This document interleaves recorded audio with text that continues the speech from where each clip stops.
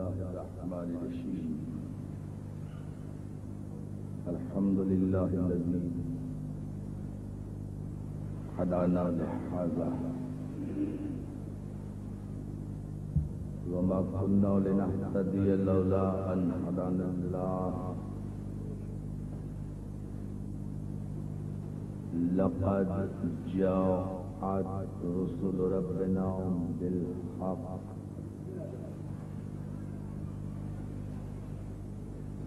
والصلاة والسلام تحية والإكرام على سيد أصل ما في الوجود سر الله في كل موجود نقطة دائرة الوجود صاحب لواء الحمد والمقام المحمود مولانا ومولى الثقلين جد الحسن والحسين بالقول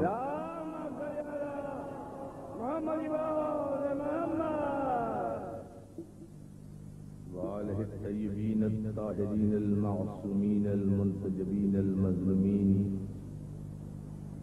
لعنة الله على أعدائهم أجمعين من يومنا هذا إلى يوم الدين. أما بعد فقد قال سبحانه وتعالى في محكم كتابه الحكيم بسم الله الرحمن الرحيم اليوم أكملت لكم دينكم وأتممت عليكم نعمتي ورضيت لكم الإسلام دينا صلوات اللهم صل على محمد وعلى محمد.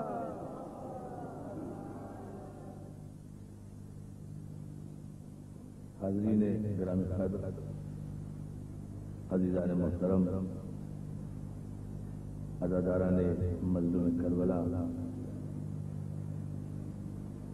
آپ کی مسلسل توجہات اور بروقت تشریف آوری پر آپ کا شکر گزار ہوں۔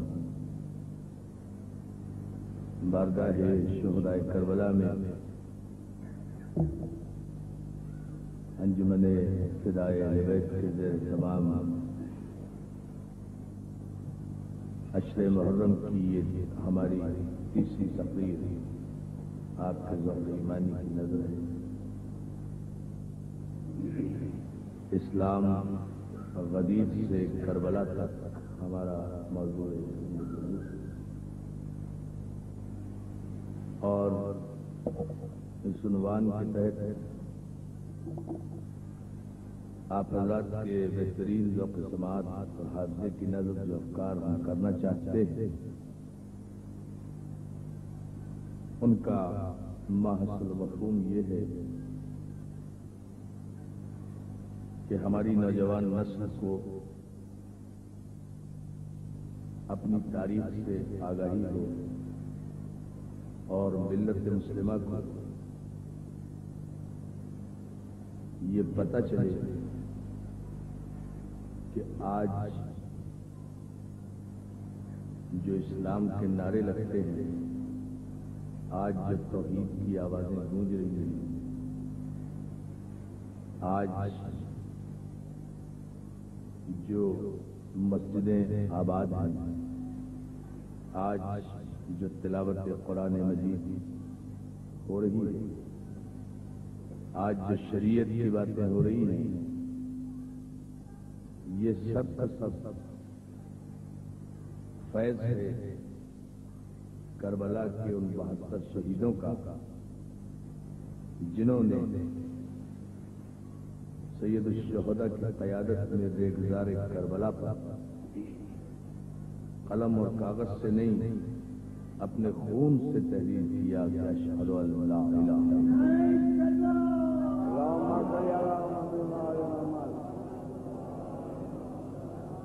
جس منزل فکر پر میں آپ حضرات کو متوجہ کرنا چاہتا ہوں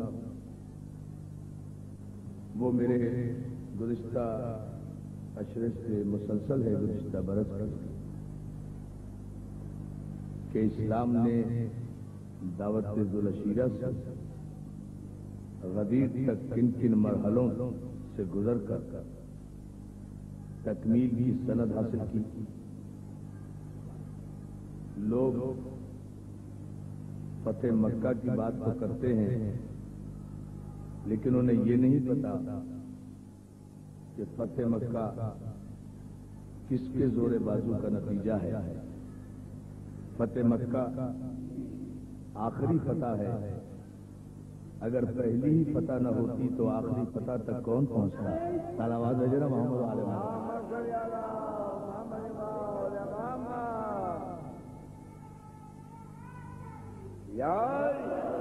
اگر پہلی ہی فتح مشکوک ہو جاتی تو آخری فتح تک کون پہنچتا؟ اگر پہلا پیغام ہی ابو جہل اور ابو لہب کے خلفشار کی زد میں آ جاتا، توجہ جملے پر، اگر پہلا پیغام ہی جو دعوت ذوالعشیرہ میں دیا گیا وہ ابو جہل اور ابو لہب کے خلفشار کی زد میں آ جاتا تو آخری پیغام جو حجت الوداع کے موقع پر دیا اس پیغام کو کون سمجھ پاتا؟ یہ اتنا بڑا اجتماع جو تاریخ اسلام میں حج کے موقع پر سن 10 ہجری میں ہوا ہے، اس سے بڑا اجتماع تاریخ میں اس آبادی کے اعتبار سے بڑی توجہ اس آبادی کے اعتبار سے آج سے 1400 برس پہلے جو پاپولیشن ہوگی، جو آبادی ہوگی، اس اعتبار سے یہ سب سے عظیم اجتماع تھا کہ جسے یہ سعادت نصیب ہوئی کہ انہوں نے کسی گناہگار کی قیادت میں نہیں، خاتم النبیین کی قیادت میں حج آخر کا فریضہ ادا کیا.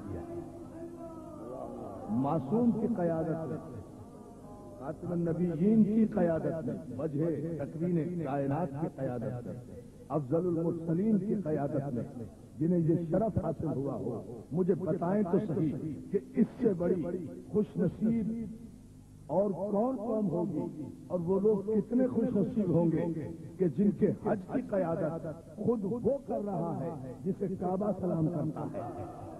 اللہ میرے بابا نے بلند محمد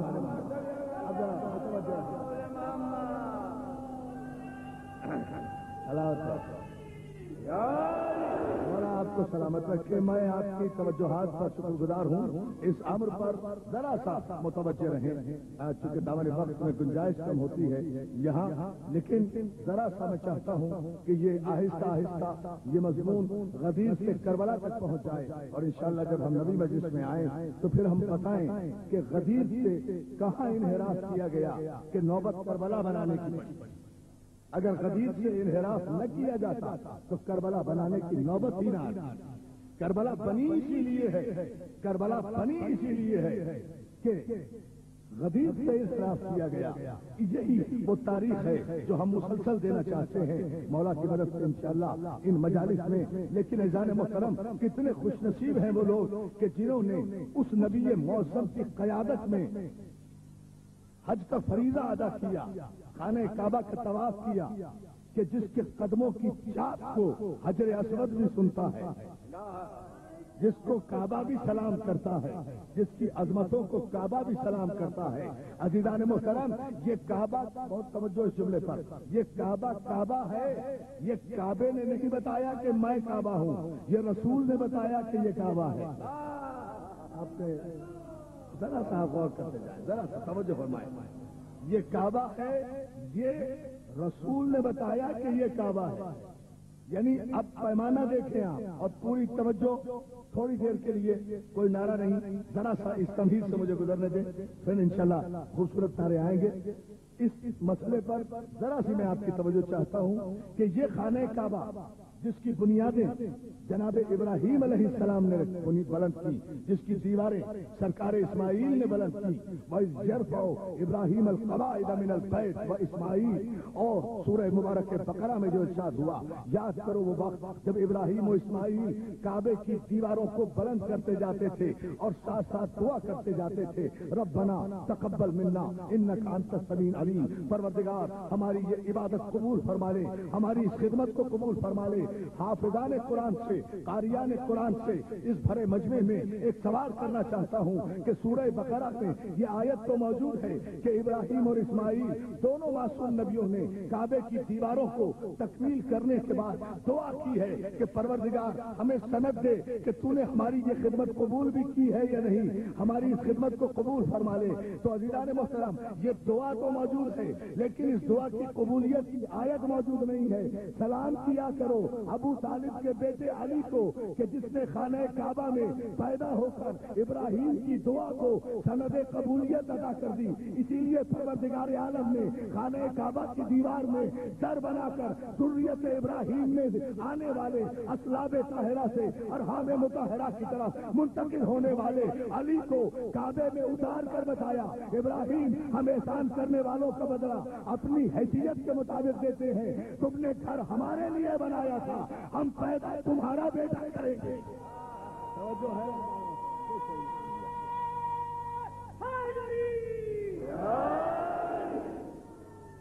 اللہ سلامت ہو گیا۔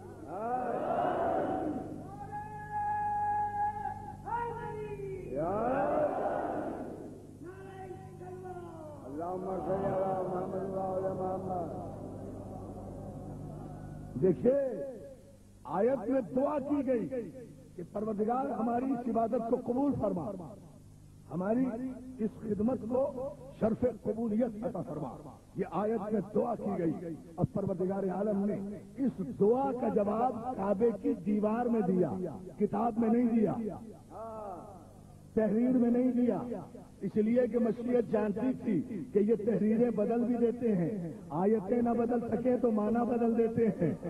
سلامات دینا محمد آل محمد صاحب۔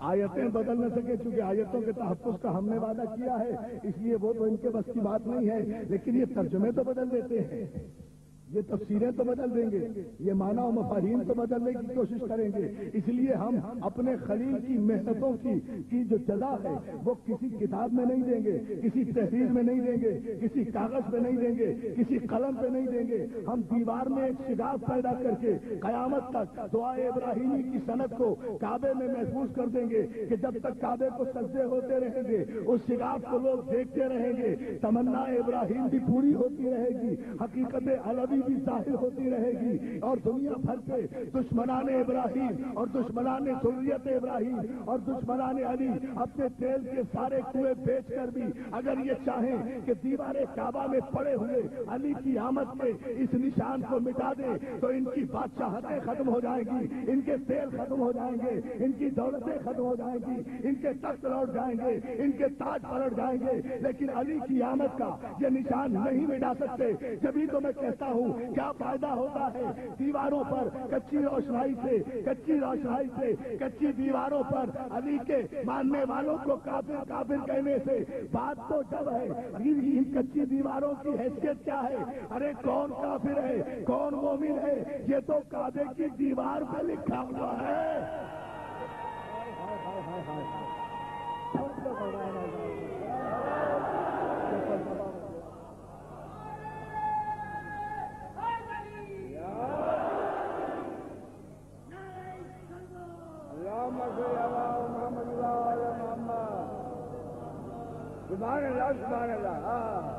سلامت میں بہت شکر گزار ہوں آپ کی توجہات پر، ایک مرتبہ بلند آواز سے درود بھیجنے ملتا ہے۔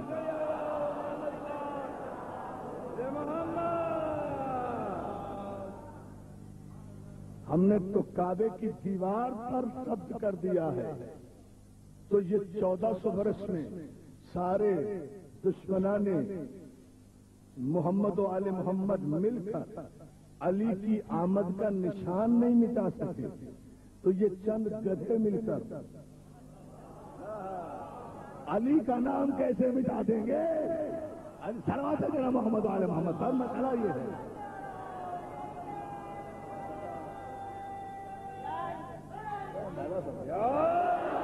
ارے جو مٹ جائے وہ علی نہیں. جاگتے رہو دامن وقت گنجائش کم ہے. جو مٹ جائے وہ علی نہیں، جو دب جائے وہ علی نہیں، جو جھک جائے وہ علی نہیں، جو ختم ہو جائے وہ علی نہیں، جسے حکومتیں مٹا دیں وہ علی نہیں، جو راوی کا محتاج ہو وہ علی نہیں، جو روایت کا محتاج ہو وہ علی نہیں، جو تاریخ کا محتاج ہو وہ علی نہیں، جو مورخ کا محتاج ہو وہ علی نہیں، جو خزانے کا محتاج ہو وہ علی نہیں، جو کتابوں کا محتاج ہو وہ علی نہیں، جو اکثریت کا محتاج ہو وہ علی نہیں، جو سپر پاور کا محتاج ہو وہ علی نہیں، جو بادشاہت کا محتاج ہو وہ علی نہیں، جو شہنشاہیت کا محتاج ہو وہ علی نہیں، جو ایڑیاں اٹھا کر اپنے قدم اضافہ کرے وہ علی نہیں، جو مہر نبوت پر قدم رکھ کر بت شکنی کرے محمد کی شریعت میں اسے علی کہتے ہیں. اسے علی کہتے ہیں. چلیے بلندی کی میرا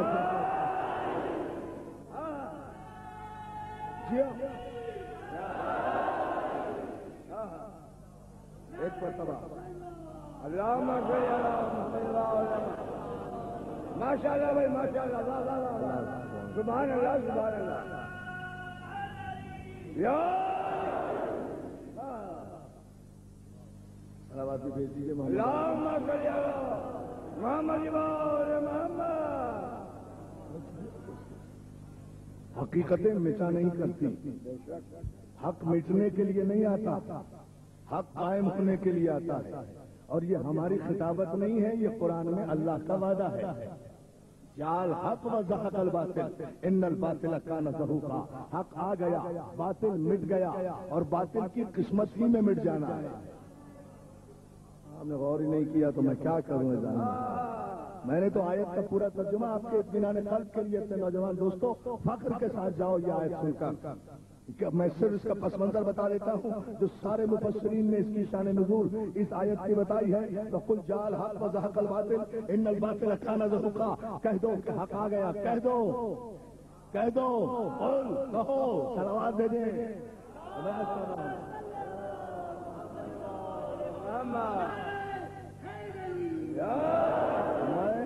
مولا آپ کو سلامت رکھے یا علی مدد کرنے والوں کو. میں اگر اس کی شان نزول بتاؤں گا نا تو مومنین انشوری کا یہ مجمع چھلک اٹھے گا. آپ اسے غدیر کا میدان سمجھیں گے. تحت نظر مولا سلامت رکھے آپ کو. میں بہت شکر گزار ہوں آپ کی توجہات پر کہ آپ اس پابندی وقت سے اتنی شدید گرمی میں ایسے حالات میں اتنی بڑی تعداد میں تشریف لا رہے ہیں.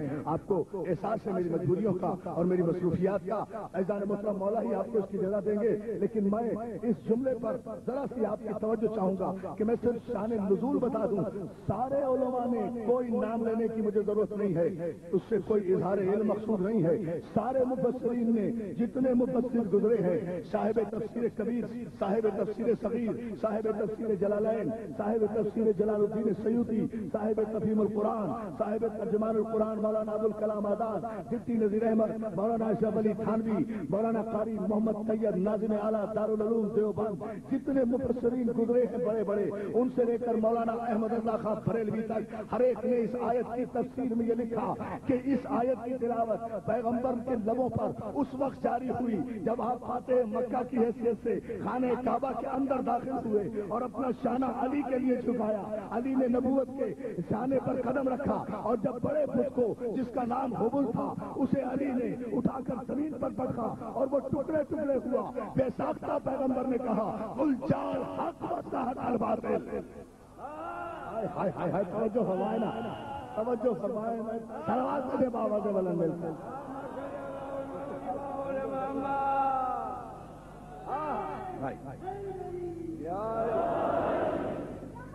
جب علی نے پہلا بت توڑا ہے نا، پہلا بت، کربلا ایسے تو نہیں بنی نا. کاش والا مجھے طاقت دے اور میں یہ ادا کر سکوں مختصر وقت میں جو جملہ میں آپ کے بہترین خوبصورت سماعت کی نظر کرنا چاہ رہا ہوں وہ یہ کہ جب علی نے دوش رسالت پر قدم رکھ کر پہلا بت توڑا، متفقہ مسئلہ ہے، تو وہ حبل تھا. اب میں کیا کروں کہ لات بھی علی نے توڑا، منات بھی علی نے توڑا، حبل بھی علی نے توڑا، یہ تینوں بت بڑے تھے اور ان تینوں کو علی نے توڑا۔ کیا سن رہے ہیں، کیا سن رہے ہیں آپ؟ کیا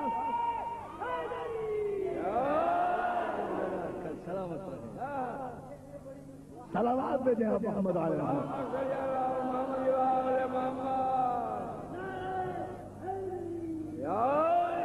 اللہ آپ کو سلامت رکھے۔ تو پھر مجھے کہنے دیجئے، پھر مجھے یہاں یہ جملہ کہنے دیجئے، اور مجھ سے بہت سے بزرگوں نے کہا ہے، اس لیے میں ان کے حکم کی تعمیل میں یہ جملہ کہہ رہا ہوں، بھائی لات کو بھی علی نے توڑا، منات کو بھی علی نے توڑا، عزا کو بھی علی نے توڑا، یہ تینوں بت جو ہے، یہ حبل جو ہے، ان کو علی نے توڑا۔ جب یہ بت علی نے توڑے کس طرح کہ دوش نبوت پہ قدم ہے، علی بت کو اٹھاتے ہیں، زمین پر پٹک دیتے ہیں، ٹکڑے ٹکڑے کر دیتے ہیں، تو ظاہر ہے کہ یہ لات کسی کا بت تو ہوگا۔ نہ میں ایسے نہیں کہوں گا میں یہ جملہ، اگر آخری آدمی تک اگر علی کے نعرے سے یہ پوری انچولی نہ گونجے تو پھر علی کے ذکر کا فائدہ کیا ہے؟ عزیزان محترم، جو بھیک میں مولا نے مجھے عطا کیا ہے، پھر اس صفات اور اس صلاحیت کا فائدہ کیا ہے؟ توجہ فرمائیں، یہ لات کو جو علی نے توڑا، اٹھا کر زمین پر پھینکا، پٹکا، تو یہ کسی کا بت تو ہوگا نا، کسی کا بت تو ہوگا، یہ کوئی لاوارث بت تو نہیں تھا، جس کا بھی بت ہوگا۔ تو اب مجھے آپ بتائیے منطقی اعتبار سے، علمی اعتبار سے، کہ یہ جس کا بت بھی علی نے توڑا، نبی نے تو نہیں توڑا، نبی نے تو نہیں توڑا، نبی نے نہیں توڑا، یہ بڑا بت جو توڑا ہے یہ علی نے توڑا ہے، تو جس کا بت بھی توڑا ہے اس کو دشمنی نبی سے نہیں ہوگی، علی سے ہوگی۔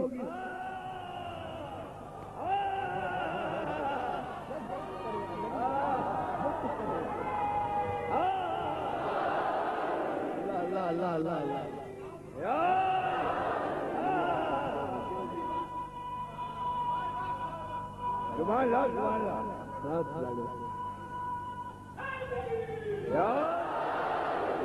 حضور توجہ، ہمارے ذاکر حسین بھی ہیں، ہمارے جج بھی ہیں، ہمارے بھائی بھی ہیں، محمود الحسن نقوی صاحب تشریف رکھتے ہیں، اہل علم ہیں، ان کی توجہ بھی میں چاہوں گا اس امر پر کہ یہ عجیب منزل ہے عزیزان محترم کہ یہ بت جو توڑا ہے علی نے، یہ کسی کا بت تو ہوگا نا، جس کا بھی ہوگا، اس سے بحث نہیں ہوئی، کسی کا تو ہوگا، خود بخود تو آ نہیں سکتا، کیونکہ بت کی تعریف ہی یہ ہے کہ جب تک اسے کوئی نہ بنائے وہ بن نہیں سکتا۔ خدا کے لیے فلسفے کی زبان سمجھا کرو دوستو، بت کی تعریف ہی یہ ہوتی ہے جب تک اسے کوئی نہ بنائے وہ بن نہیں سکتا، جب تک اسے کوئی نہ بٹھائے وہ بیٹھ نہیں سکتا، جب تک نہ اٹھائے وہ اٹھ نہیں سکتا، وہ تو بنانے میں بھی محتاج، بیٹھنے میں بھی محتاج، اٹھنے میں بھی محتاج۔ توجہ توجہ توجہ جان محترم، تو ظاہر ہے کہ کسی نے تو اسے بنایا ہوگا۔ اللہ اکبر، کسی نے تو اسے بنایا ہوگا نا، کسی نے تو اسے بٹھایا ہوگا، کسی نے تو اسے کعبے میں سجایا ہوگا، جس نے بھی سجایا ہوگا تو اس کی دشمنی نبی سے تو نہیں ہوئی، اس کی دشمنی علی سے ہوئی، پھر دوسرا بت اٹھایا، اسے اٹھا کے پٹکا، اسے توڑا، تو وہ بھی کسی کا ہوگا، اس کا بھی کوئی ماننے والا ہوگا، اس کا بھی کوئی پجاری ہوگا، تو اس کے دل میں بھی جو دشمنی آئی وہ علی سے آئی۔ دیکھیں کربلا کیسے بنی ہے، اس کے دشمنی، اس کے دل میں جو دشمنی آئی، جو کینہ آیا، جو انتقام آیا، وہ نبی کے خلاف نہیں آیا، علی کے خلاف آیا۔ پھر تیسرے بت کو اٹھایا، کہاں بیٹھے، کہاں ہے دوش نبوت پر، تیسرا بت اٹھایا، علی نے توڑ دیا۔ تو کوئی بت، تاریخ میں کوئی بت شکن ہے ہی نہیں عزیزان محترم، جھوٹ بولتا ہے تاریخ کا مورخ، بادشاہوں کے اشاروں پر لکھی جانے والی تاریخ میں اللہ جانے کن کن بت پرستوں کو بت شکن کا نام دے دیا ہے۔ تاریخ میں صرف بت دو گزرے ہیں، یا ابراہیم گزرا ہے یا ابراہیم کا بیٹا علی گزرا ہے، کوئی بت شکن نہیں ہے۔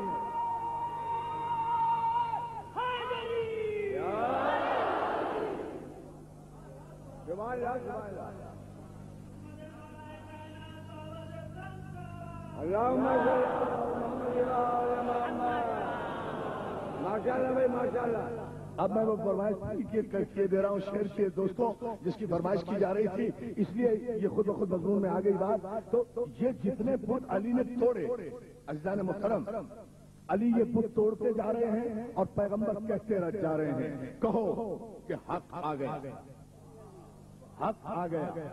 توڑ کون رہا ہے؟ نبی نہیں، علی۔ پیغمبر کہہ رہے ہیں حق آ گیا۔ جو باطل کو توڑے وہی تو حق ہے نا؟ نہیں، غور نہیں کیا۔ جو باطل کو توڑے وہی تو حق ہے نا؟ کہو کہ حق آ گیا، باطل چلا گیا، باطل بھاگ گیا، باطل فرار ہو گیا۔ جو بھاگ جائے وہ باطل ہے، جو فرار ہو جائے وہ باطل ہے، جو میدان چھوڑ جائے وہ باطل ہے۔ صلوات بھیجے محمد علیہ محمد پر۔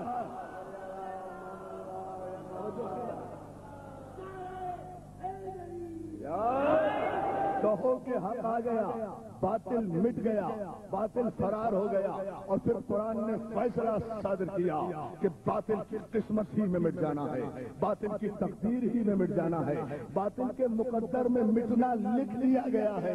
تو جن کا قرآن پر یقین ہو کہ حق قائم رہے گا، باطل مٹ جائے گا، وہ کسی طاقت سے متاثر نہیں ہوا کرتے، کسی نعرے سے مروب نہیں ہوا کرتے۔ جب یہ ایمان ہے کہ حق قائم رہتا ہے، باطل مٹ جاتا ہے، باطل کی زندگی صرف 2-4 دن کی ہوا کرتی ہے، حق کی زندگی قیامت تک رہتی ہے۔ صلوات علی محمد علیہ محمد پر۔ قیامت تک قائم رہتا ہے۔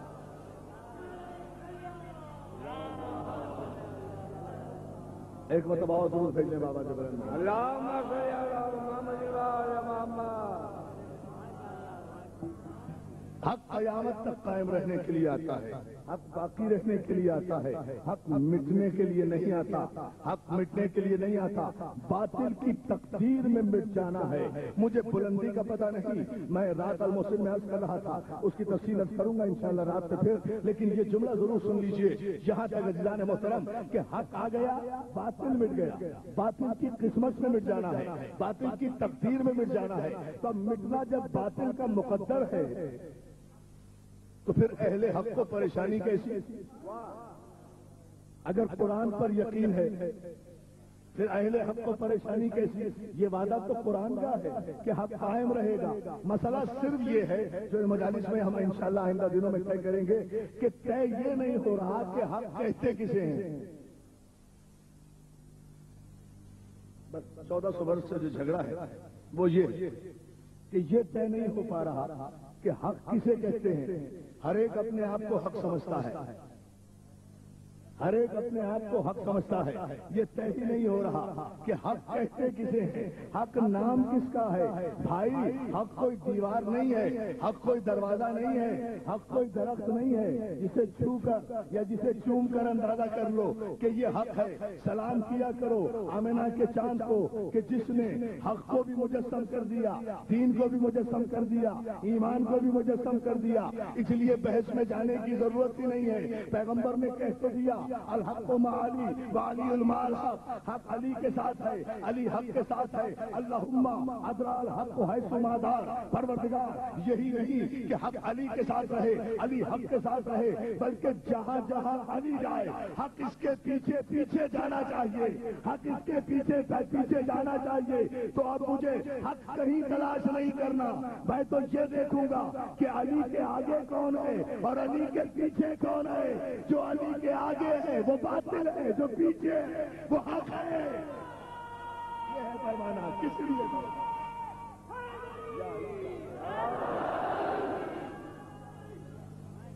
سبحان اللہ، سبحان اللہ، صلوات کیجیے بابا۔ اللہم صلی علی محمد وعلی محمد۔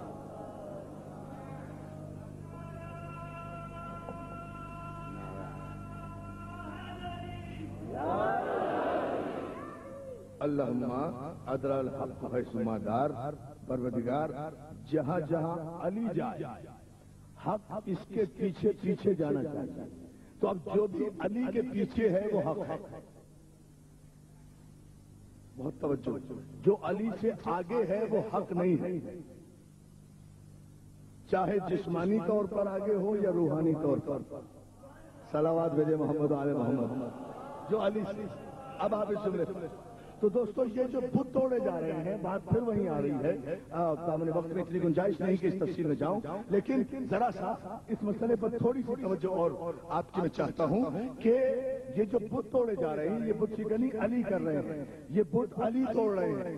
دوست نبی کا ہے، ہاتھ علی کا ہے، کاندھا رسالت کا ہے، کاندھا رسالت کا ہے، پاؤں امامت کے ہیں، ہاتھ ولایت کے ہیں، ہاتھ ولایت کے ہیں. مجھے نہیں پتا، تاریخ میں دو ہی جملے نظر آتے ہیں جسے مسلمانوں کے سب سے بڑے محدث دہلوی نے یہ جملہ لکھا ہے کہ جب پیغمبر علی کو اپنے دوست پر بلند کر کے علی کے ہاتھوں سے خانہ کعبہ میں بت شکنی کرا رہے تھے تو پیغمبر آیت کی تلاوت بھی کرتے جا رہے تھے، اور جب جو بت ٹوٹتا تھا تو علی مسکرا کر نعرہ تکبیر بلند کرتے تھے، نعرہ تکبیر بلند کرتے تھے. مجھے چیلنج کے مقام پر یہ جملہ کہنے دو کہ تاریخ آدم و عالم میں تاریخ اسلام کا پہلا اور آخری انسان ہے علی. ملکوں پر اسلام کے پرچم لگانا اور بات ہے، ملکوں کو پتہ کرنا اور بات ہے، لیکن اللہ کے گھر میں توحید کا پہلا پرچم صرف ابو طالب کے بیٹے علی نے نصب کیا ہے.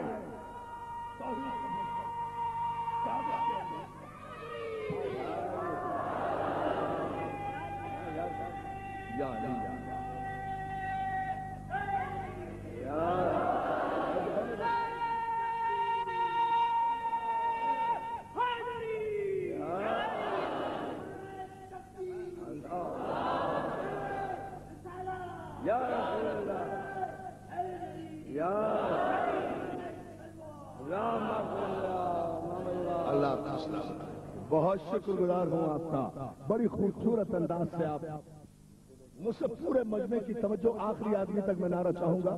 چوتھے مصرے پر استاد کا شعر ہے اور بہت بڑے راز سے پردہ اٹھایا جس پر اگر علماء تقریریں کرنا چاہیں تو آپ یقین کیجئے کہ 100 تقریریں کی جا سکتی ہیں. ایک مصرے پر جو استاد نے کہا ہے کہ مسلمانوں پہ حج فرض آیا ہے، طواف کعبہ ایک راز نہا ہے.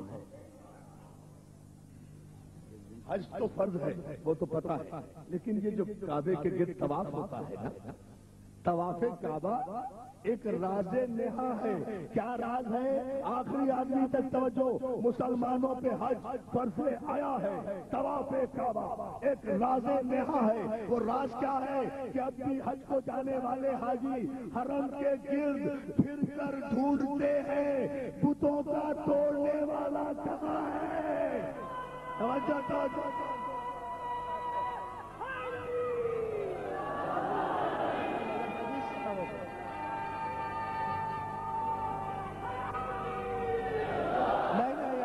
آخری آدمی تک میرے نوجوان دوست مولا سلامت رکھے، دونوں ہاتھ بلند کر کے پوری طاقت و توانائی سے نعرہ حیدری.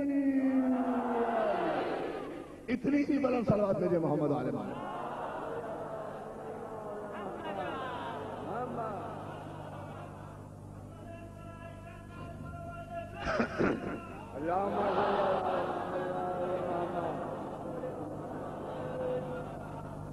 بھائی اللہ کو سلامت رکھے، یہ بتوں کو علی نے توڑا ہے، اور جن جن کے بتوں کو علی نے توڑا ہے ان لوگوں نے اپنے بچوں کو ہدایت کر دی کہ دشمنی نبی سے نہ کرنا، اولاد علی سے کرنا. یہ ہے بیک گراؤنڈ کربلا کا.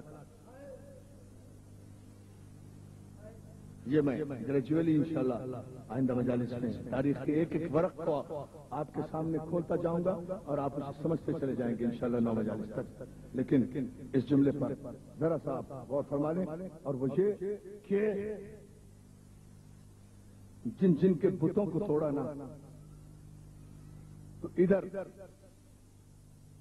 علی کی اولاد جوان ہوتی رہی، ادھر بت پرستوں کی اولادیں جوان ہوتی رہی. یہاں علی نے اپنی اولاد میں ورثے میں بت شکنی چھوڑی،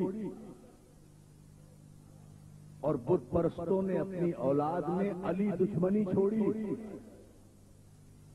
جو علی دشمنی آج تک چلی آ رہی ہے، جو علی دشمنی آج تک چلی آ رہی ہے کسی نہ کسی رخ سے، بھائی ورنہ بتائیے نا ان مجلسوں میں ہم کیا کرتے ہیں؟ اللہ کا ذکر کرتے ہیں، رسول کا ذکر کرتے ہیں، قرآن پڑھتے ہیں، حدیث پڑھتے ہیں، علی کے فضائل پڑھتے ہیں، کربلا کے مصائب پڑھتے ہیں، تو لوگوں کو تکلیف کیوں ہوتی ہے؟ آنکھ بھی ہماری ہے، آنسو بھی ہمارا ہے، ہاتھ بھی ہمارا ہے، سینہ بھی ہمارا ہے، مجلسیں بھی ہماری ہیں، پیسہ بھی ہمارا ہے، دقتیں بھی ہماری ہیں، زحمتیں بھی ہماری ہیں، تکلیف لوگوں کو کیوں ہوتی ہے؟ ہاں اگر ہاتھ ہمارا ہوتا، سینہ تمہارا ہوتا، اللہ یہ جملہ کیا ہے؟ ہاتھ ہمارا ہوتا، سینہ تمہارا ہوتا، تو پھر ایک وجہ بھی سمجھ میں آتی کہ یہ ماتم کی راہ میں روڑے اس لیے اٹکائے جا رہے ہیں۔ لیکن حسین میں تیرے قربان، تو نے تو دشمنی کے انداز بھی بدل دیے۔ ماتم ہم کرتے ہیں، ہمیں راحت ملتی ہے، تیرے دشمن کو تکلیف ہوتی ہے۔ توجہ ہے نا، تیرے دشمن کو تکلیف ہوتی ہے۔ یہ عجیب فلسفہ ہے۔ حسین نے غم کے انداز بھی بدلے، حسین نے دشمنی کے انداز بھی بدلے۔ حسین نے بتایا کہ کعبے کے وارث ہم ہیں، کعبے کے وارث ہم ہیں، ہم کعبے کے خادم نہیں ہیں۔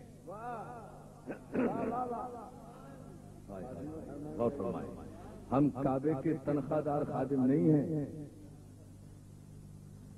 ہم کعبے کے وارث ہیں۔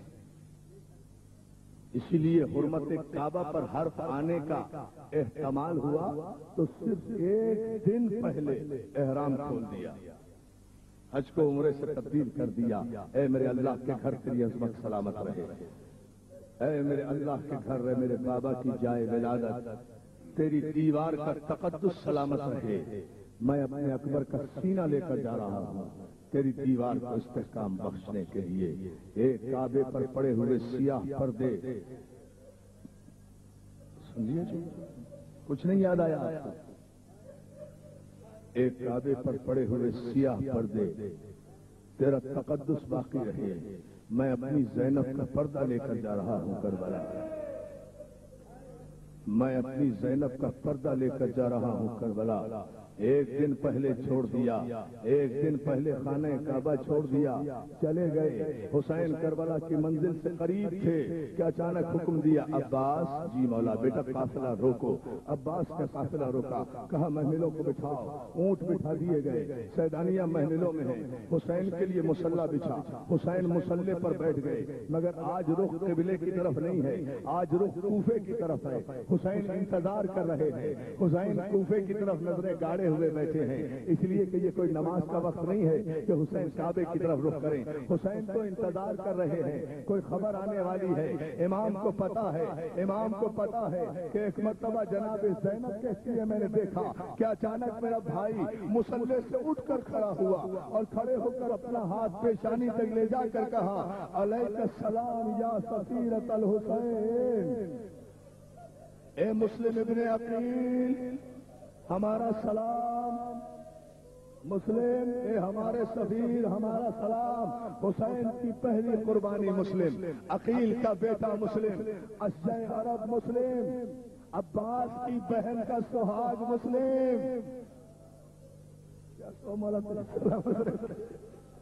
عباس سے نامدار کی بہن کا سہاگ مسلم۔ حسین نے جیسے سلام کیا، زینب تڑپ کے محمل سے باہر آئی، پردہ لیا، چادر سر سے رکھی، بھائی کے قریب آ کر کہتے بھیا کسے سلام کیا؟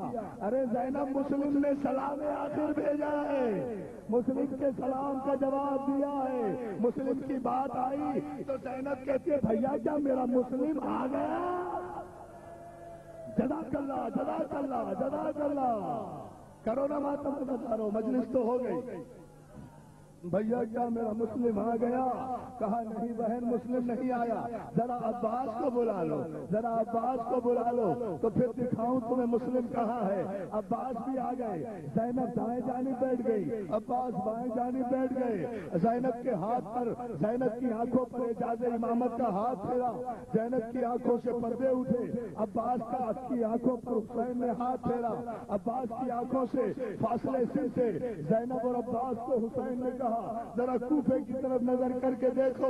زینب نے دیکھا کہ جناب مسلم کو ایک جلاد اس طرح سے گلے کی فصیل پر کھینچ کر لے جا رہا ہے کہ مسلم کے ہاتھوں میں ہتھکڑیاں، پاؤں میں بیڑیا، گردن میں توپ، ہونٹ کٹا ہوا، دانت ٹوٹے ہوئے، پیشانی زخمی، زنجیر ایک کھینچتا ہوا بالا خانے پر لے گیا، دیوار پر مسلم کی گردن رکھی کہ ایک مرتبہ مسلم نے تلوار کے نیچے سے گردن اٹھا کر کہا السلام علیکم یا ابا عبداللہ۔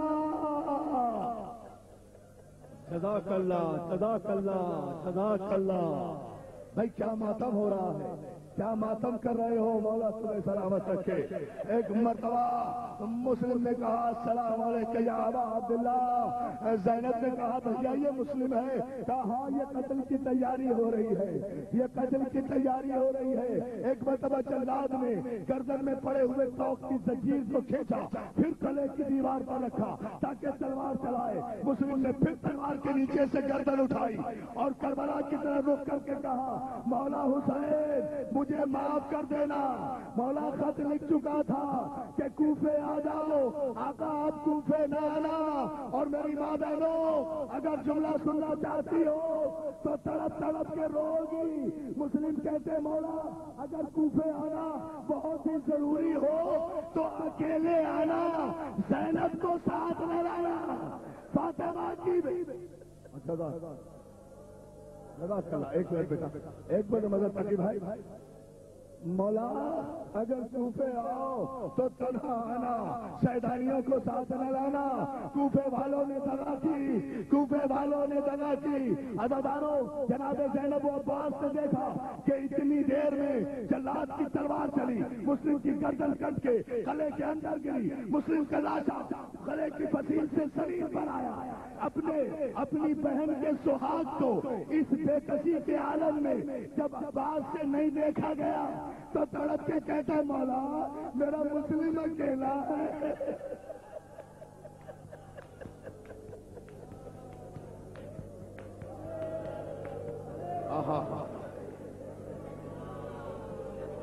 ایک جملہ اور، بہت بڑی مجلس ہو گئی، ایک جملہ اور سن لیجیے۔ مولا میری بہن کا سہاگ اکیلا ہے، مولا اس کے لاشے پہ تو کوئی رونے والا بھی نہیں، مولا مجھے اجازت دے دو میں کوفے جا کر مسلم کے لاشے پر ماتم تو کر سکوں۔ سید امام حسین کہتے ہیں عباس تیری بہن کا سہاگ اکیلا نہیں، ذرا غور سے دیکھ۔ اب جو عباس نے دیکھا، حسین نے کہا عباس کچھ نظر آیا؟ ہاں مولا اب مسلم اکیلا نہیں ہے، ایک نقاب پوش بی بی سر کے بال کھولے ہوئے مسلم کے لاشے پر ماتم کرو نا، مسلم کے لاشے پر ہائے میرا مسلم۔ کہا عباس یہ بی بی نہیں ہے، فاطمہ زہرا میری اماں آئی ہے۔